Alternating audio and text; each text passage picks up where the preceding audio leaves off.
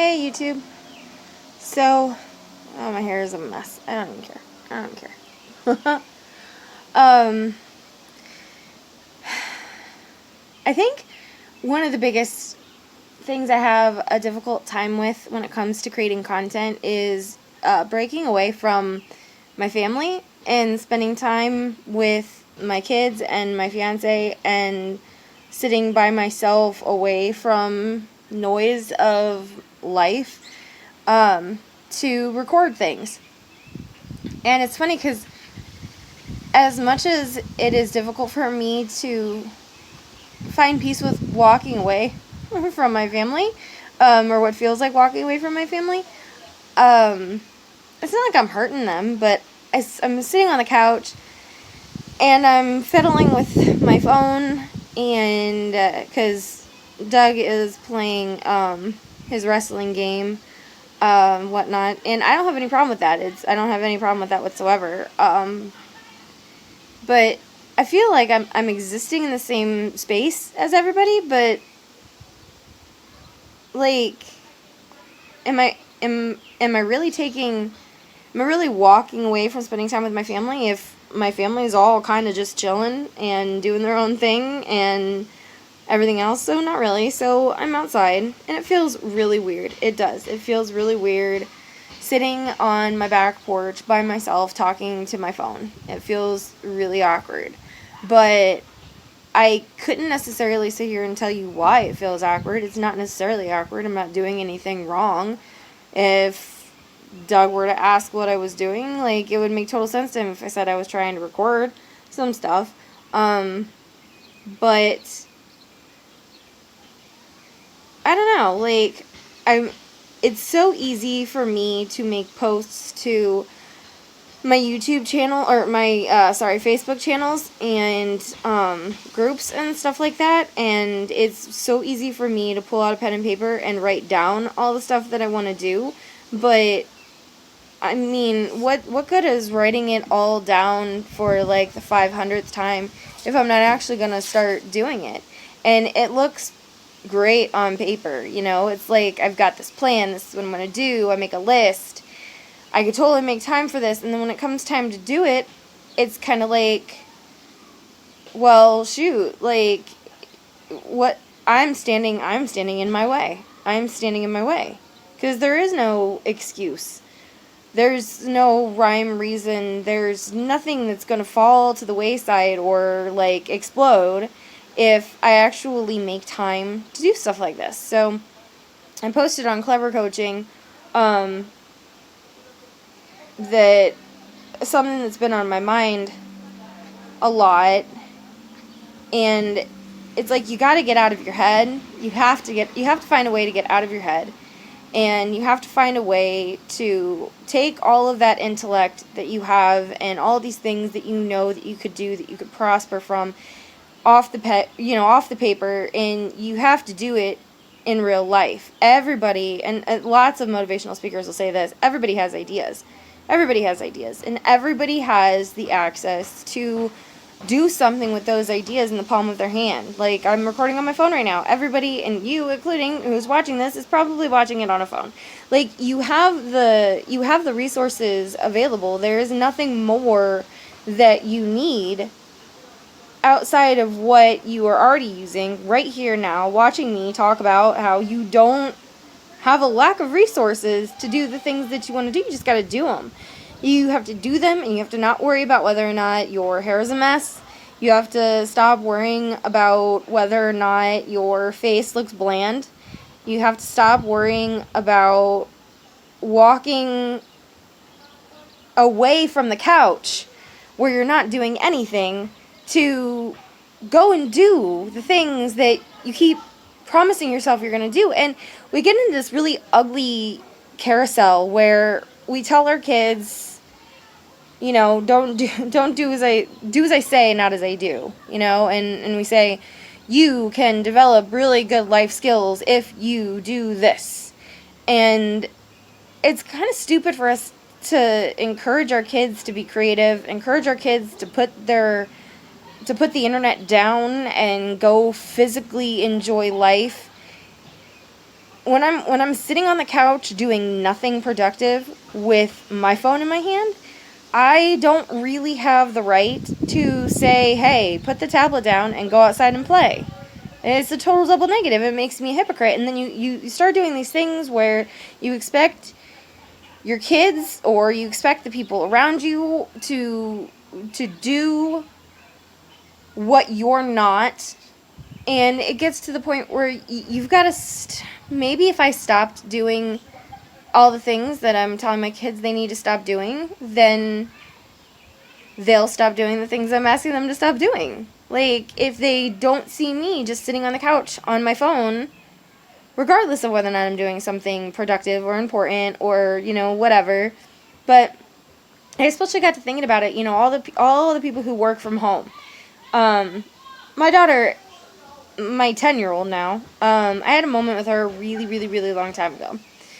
She was like, I don't know, 3 or 4, and she had this like little play computer. And she brought it out, and it was the cutest thing. She brought it out in the living room. She set it on the table, and I was like, what are you doing? She was like, I'm working, like you're working. And I'm like, wow, how often am I sitting with a computer in front of me telling her, not right now, honey, I'm working on something, when in all reality, I've got 7 tabs open, and I'm sure 5 of them have nothing to do with what I'm working on. So if I'm going to say, hey, I can't do that right now because I'm working on something, that something can't be writing the thing down for the 500th time. Like, I can't keep copping out on myself by continuously making a list, making a prettier list, making a different list, making,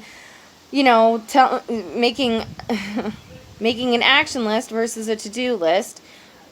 Telling myself I'm going to write down what my ideal day is, but I'm not going to actually do anything to change my ideal day into my ideal day. Something always comes up, it's always that moment where, and I think it is way more just, I'm comfortable on the couch, and if I come up with an excuse for why I can't do what I keep saying I'm going to do, then I'll feel less guilty about the fact that I've still not done it. And it's just, there's no good feeling that comes from that. I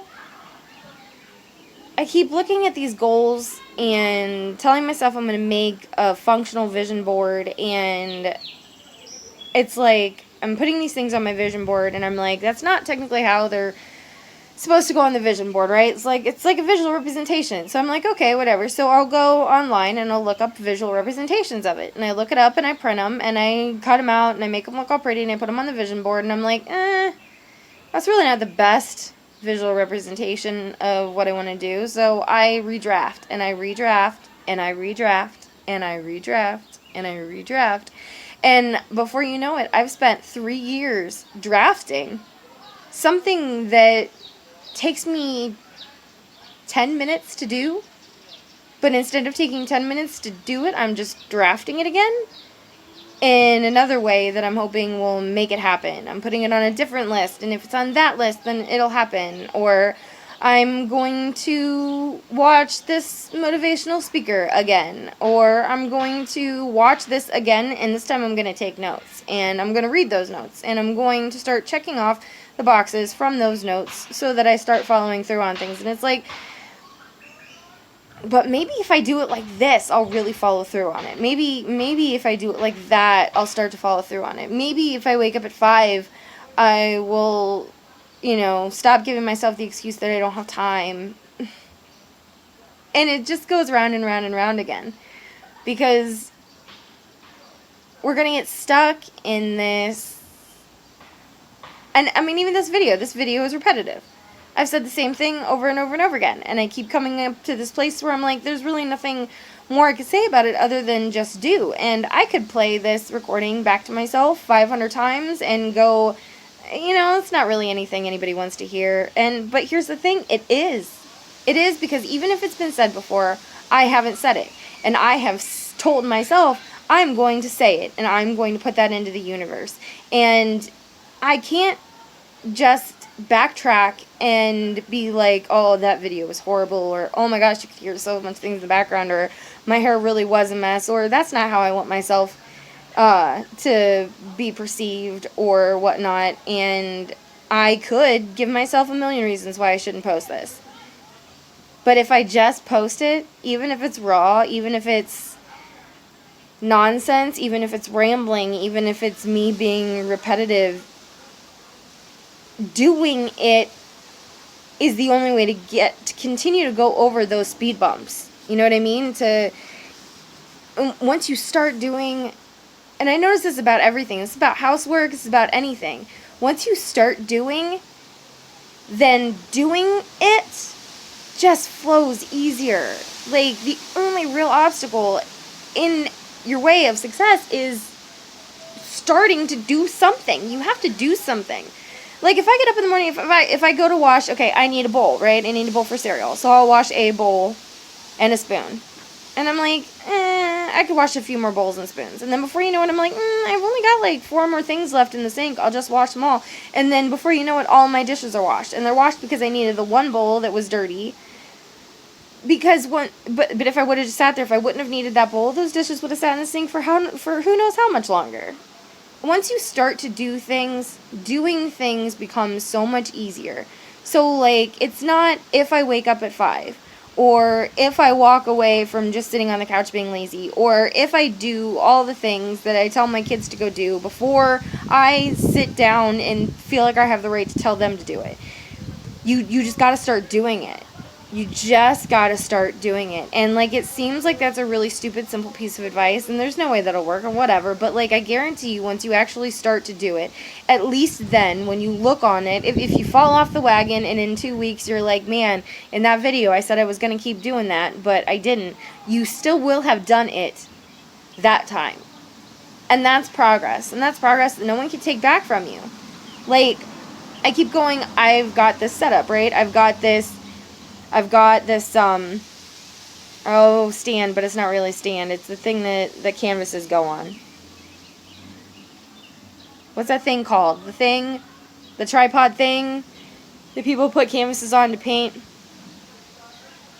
Anyways, I bought one of those, and this other thing that kind of makes a background to take what would look like, better pictures of the bullet journal I'm making for my kids so that they can keep sharp and have something to do on rainy days and stuff like that, so they could start practicing good, I guess I want to say study habits, because that's what it would boil down to, but just avenues in which my kids can get more in touch with themselves.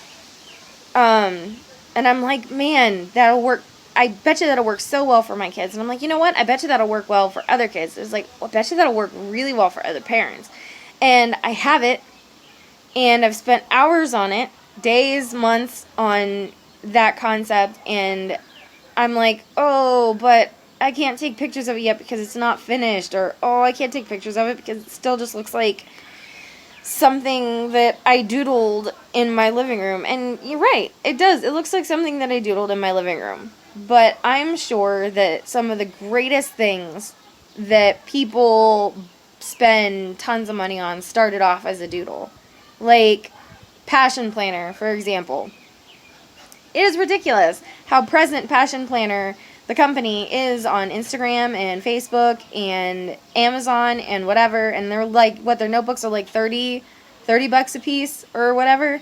And you go to look at it, and it's legitimately just a fancy calendar. It's really just a fancy calendar, maybe with a few other features or whatever, but it's not by far like something revolutionary. But it sells, and their presence is known, and they keep on it, and it does help people, but it's still basic. And I'm sitting here going, if that worked so well for someone, and that probably started off as a couple scribbly pages in a notebook somewhere, surely I could turn my scribbly pages in my notebooks into something.